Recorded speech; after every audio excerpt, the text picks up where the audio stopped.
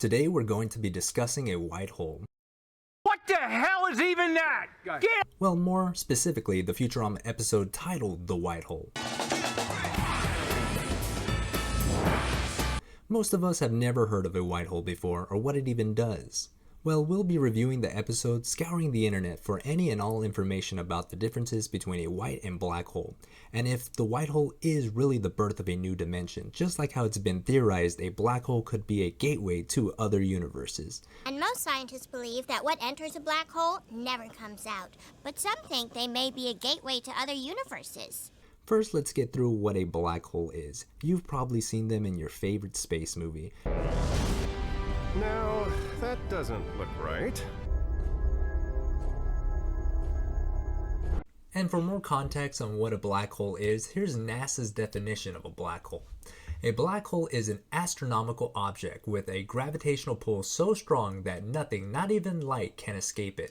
A black hole's surface, called its event horizon, defines the boundary where the velocity needed to escape exceeds the speed of light, which is the speed limit of the cosmos. Matter and radiation fall in, but they cannot get out. And through mathematical solutions to Einstein's theory of general relativity, Carl Schwind was the first to describe the events of a black hole's horizon in 1916. Then later comes along Igor Novikov and was like, dang, that's what a black hole does? Well, yin yang, and threw down that Uno reverse card and said, well, if a black hole can do all that, what if there was a white hole that did everything the black hole does but in reverse? And coined the idea in 1964, which was ingenious. Black holes have been discovered, whereas white holes have not. They're purely theoretical, so you can't prove or disprove their existence.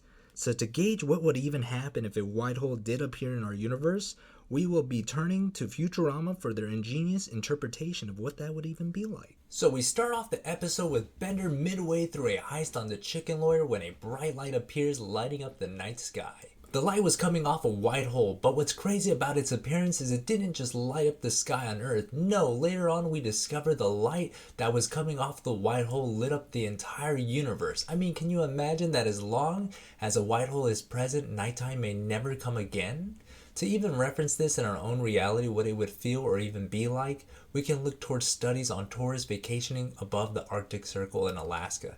During the summertime where daylight lasts 24/7 for as long as 85 days, which is insane. Most visitors start feeling weird after staying a few days, not realizing they're depriving themselves of sleep.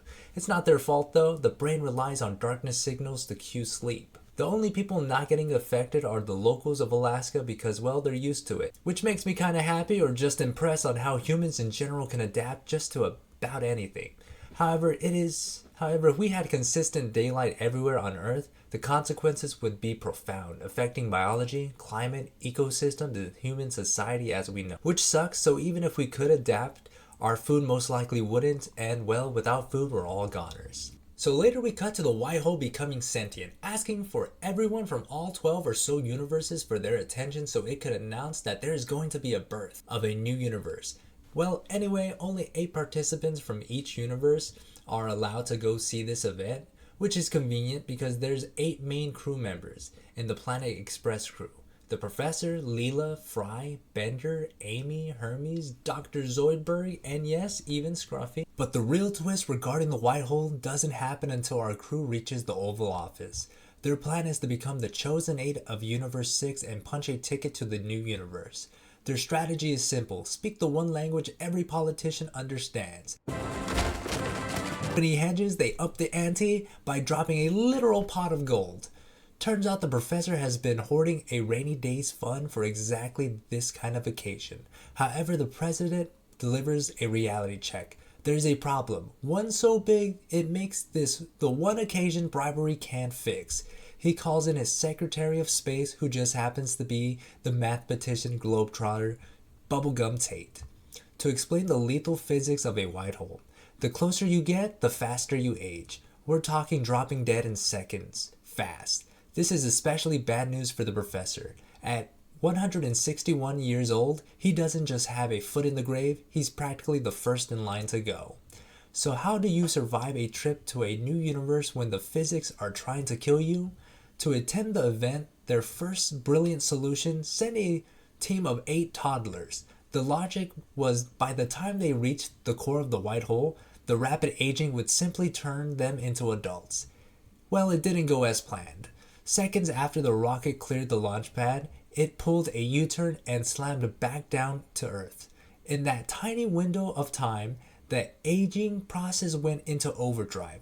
When the hatch door opened, 8 seniors walked out. We're talking a jump from 5-year-old kids to 80-year-old retirees in a heartbeat. It's a total temporal nightmare, and it just proves how lethal this white hole really is.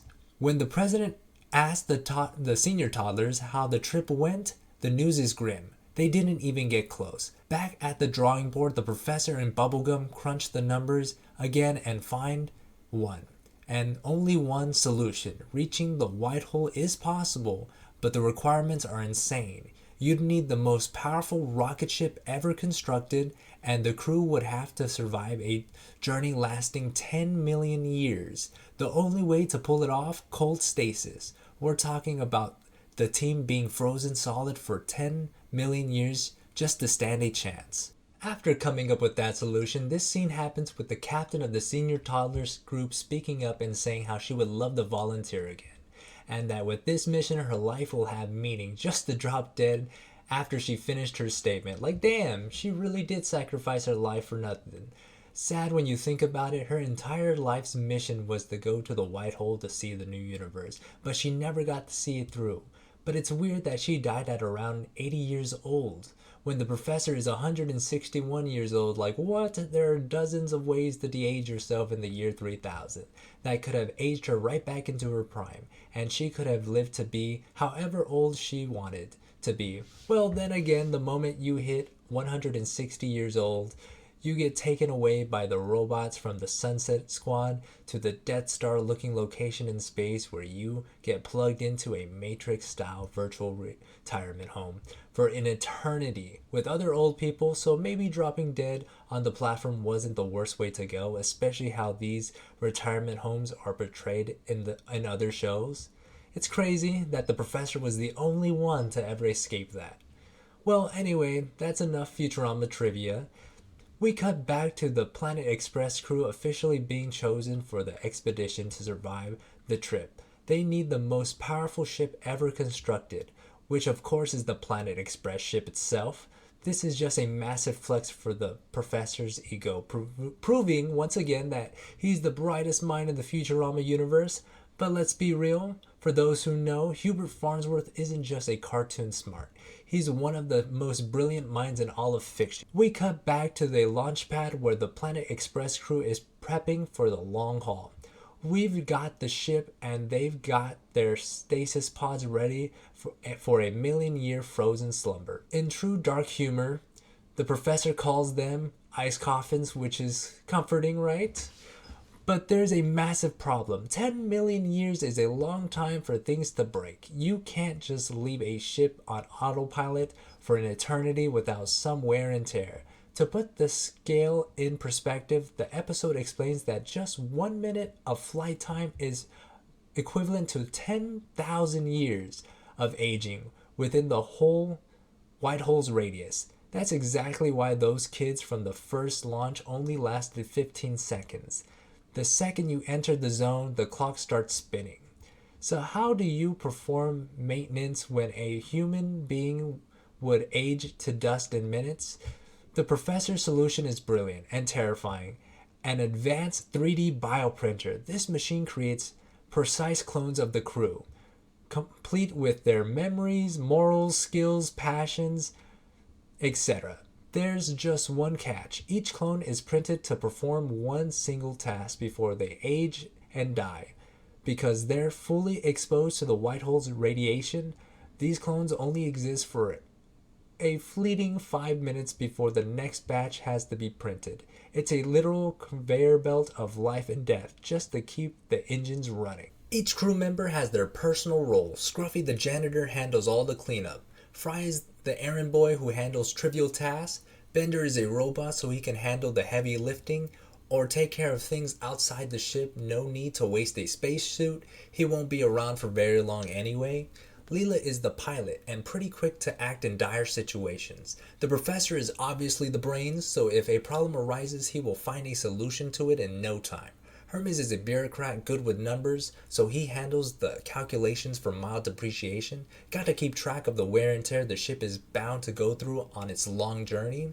Amy is the professor's student. She's in charge of cheering up the duplicates before they disintegrate, which in my opinion is a waste that is her only job on this trip, because she has shown that she can be just as sharp as the professor at times. But if you only got 5 minutes before you disintegrate and you need some cheering up, Amy's definitely the right choice. And lastly, Dr. Zoidberg, he's the ship's doctor, but he sucks at his job. And through a 10 million year journey where your only patients are going to be disposable duplicates that die in 5 minutes or so, he's utterly useless on this mission. Actually, he's a hindrance on this mission. There's a scene in this episode where he was printed 3 times at the same time to handle one job: eat this mutated yogurt blob monster, and one of his duplicates didn't finish printing and is missing the top of his head, still able to function normally. Fans of the show know Zoidberg has plenty of spare Heart. Take, I've got 4 parts. He probably had a spare brain under his armpit or something, but only reason he got to go on this mission to see the new universe in the first place is because he's the professor's oldest living friend. The journey gets even more chaotic when the ship is swarmed by space salps, basically giant intergalactic leeches trying to devour the hull. It's just one of the many nightmare scenarios you face when you try to reach the core of a white hole. Let's break down the universal threats we're dealing with here. The light. When a white hole appears, it emits a flash so blinding it lights up the night sky across the entire universe. The time flux. This is a big one. The time dilation is so extreme that you don't just age, you disintegrate. But here's the kicker. Your bones age so rapidly, they actually fossilize instantly. Instead of turning to dust, you become a space fossil to be discovered millions of years from now. The repulsion field. Unlike a black hole that sucks you in, a white hole is the ultimate no entry sign. It generates an immense force that feels like hitting an invisible, unbreakable wall. The shrapnel. Since a white hole is constantly spitting out matter, it's basically a cosmic machine gun. It can hurl anything at you. Giant squids, whales, moons, lasers, or entire planets.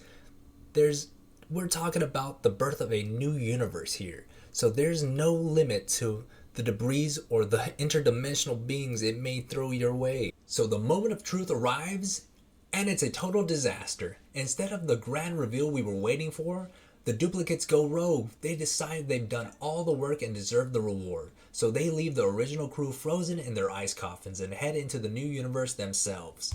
Off screen. Talk about a letdown. The Planet Express ship basically acts as a one-way taxi, ejecting the original crew and slingshotting them right back to Earth. The scale of this trip is mind-blowing. According to the episode's timestamps, that 10 million year nap took place in just 14 minutes of Earth time. By the time they land, President Nixon is already celebrating, renaming the space station after himself and basking in the glory. But when the originals are finally unfrozen and asked what the new universe looked like, they just stare back in confusion. Wait, when are we taking off? The professor has to break the news. The mission was a bust. They have zero memory of what happened because they never actually woke up. It's a grim reminder of just how dangerous a white hole really is, and the reality of anyone who was brave enough to take a mission to reach the core of a white hole, you may never wake up from the trip. To wrap your head around it, think of it like this. Black holes are the ultimate cosmic vacuum cleaners. Nothing escapes. White holes are the ultimate fountains. Nothing enters. But what happens if they collide? Some say it would cause a big bang and break the simulation. But most physicists believe a white hole is just too unstable to survive the encounter. Even a tiny bit of gravity from a nearby black hole would cause it to collapse, effectively turning the white hole back into a black hole. Sadly, there's no scientific evidence that a collision would trigger a new Big Bang or birth of a new universe. But hey, that's the beauty of Futurama. It takes the wildest theories and turns them into a 22-minute masterpiece. Hopefully you enjoyed this deep dive into the white hole mission. Catch you in the next one.